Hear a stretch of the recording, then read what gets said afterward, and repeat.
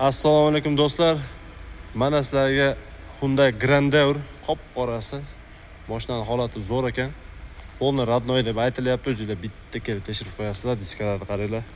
O'zining diskalarida mashinaning holati zo'r. Zadniy kameralari bor. Объем 3 gaz do'stlar. Zavodskiy gaz mana. Holati zo'r.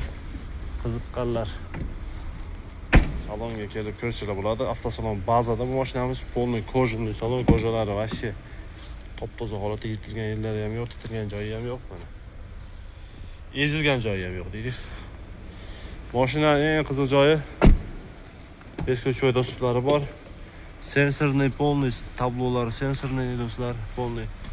Hamma yo'q bo'lgan. Endi polosodержатель, antizanoslar hamma yo'q bor. Hop, mashina под taksi, polniy elektrik sideniyalar ishlaydi. Masajlar ham bor. Fotograf avduktorlari bor, полностью. Fotograf rullar bor, 170 ming yurgan, sensorli tablo, knopka передач, korobkasi, elektron ruchnik. Xullas do'stlar, mashinani minasan, haydaysan, gazni bosasan, gazni quymaysan degan mashinalardan bittasi.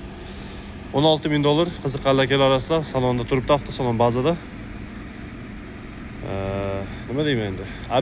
Obmen kichkinaroq mashina bersanglar bo'ladi. Spark, Matiz, Morning. Qo'yaniga daplat qilarasizlar.